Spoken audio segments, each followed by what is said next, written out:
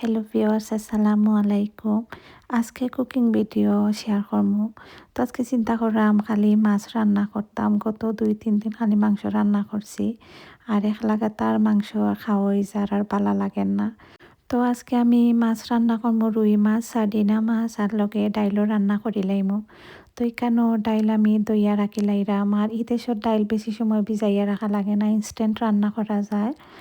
আর রুই মাছ দিয়ে আর ফুলকপি দিয়ে রান্না করবো। অনেকদিন থাকি ফুলকপি ফ্রিজও রাখা রান্না করতাম করি আর করো না, নষ্ট হয়ে যায়। তো এখানেও আমি পেঁয়াজ ব্লেন্ডার করার লাগে পেঁয়াজ কাটিয়ে নিমো। তো ফুলকপি দেখবা তরকারিগুলা অনেক সময় কাটা পেঁয়াজ দিয়ে রান্না করা যায় না, যে কোনো তরকারি ব্লেন্ডার পেঁয়াজ ইউজ করা লাগে। কাটা পেঁয়াজ দিয়েও রান্না করা যায়, আর ব্লেন্ডার পেঁয়াজ দিয়ে রান্না করলে লাগে যে তরকারি ঝোলটা একটু ঘন হয়। তো এখানেও সপ্তাহ আমি খাটিয়া রাখি লাইছি। মাছ এখনো ক্লিন করা হয়েছে না, মাছ একটু পানির মাঝে ভিজাইয়া রাখছি, ফ্রিজও আছিল আইস সার্থ করিয়া। তো সবটা রেডি করিয়া ফেলেও আমি ডাল রান্না বয় লিমু। আর ডাল রান্না করতে দেখবা যে কম সময় লাগে। তো আমি একলগে সপ্তাহ দিয়া বয়ে দিয়েছি, আর আমি পরে কিন্তু বাগার দেই, ফয়লা বাগার দেই না। এর লাগে আগে সপ্তাহ দিয়া পানি দিয়া ডাইল সিদ্ধ হওয়ার লাগে বয়ে দিছি।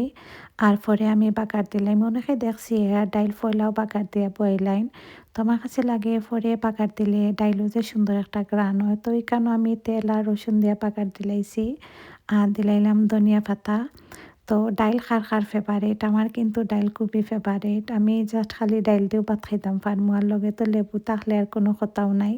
তো এখানে আমার ডাইল রান্না শেষ, আর রুই মাছও একটু ডিপ ফ্রাই করি লাইমু। আর রুই মাছ আর ফুলকপি দিয়ে রান্না করমু।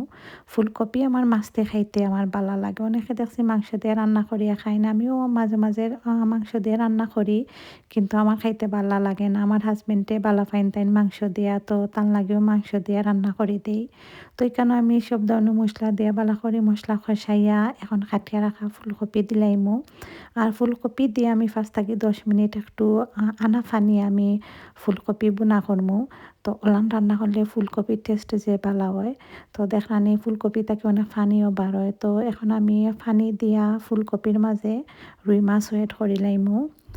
আর এই দেশের মাছ খাসা খাওয়া যায় না, আর তরকারির লগে কিন্তু খাসা মাছ খাইতে ভালো লাগে বেশি। তো ফ্রিজর মাছর লাগিয়া আর এই মাছগুলো আমরা ফ্রাই করে খাওয়া লাগে, খাসা খাসা করে খাইলে গন্ধ লাগবো, খাওয়া যাইতো না। তো এখানে আমি মাছ দিয়ে আরও 5 মিনিট রান্না করবো। আর অন্যদিকে সার্ডিনা মাছ ভাজি করি। আর তো মশলা আমি বাজি লাইছি আর মাছ দিলাইছি, আর মাছের একটু ডিম আছিল ফ্রিজও।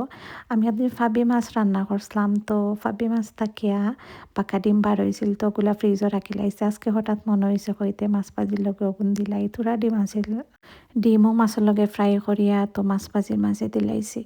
আর সার্ডিনা মাছ অন্যান্য কারি থাকি বা অন্যান্য লাখান রান্না থাকিয়া ওলাখান বাজি করে খাইতে ভালো লাগে।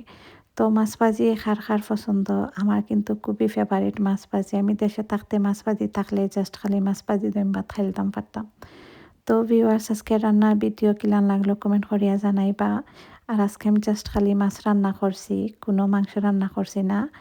আর ফুলকপি একটু পাতলা ঝোল দিয়া রান্না করলে খাইতে ভালো লাগে, লগে আলু এড করলে আরও ভালো হইতো। তো আজকে আমি আর আলু দিছি না, স্কিপ করছি, ওলা আলু রান্না করছি।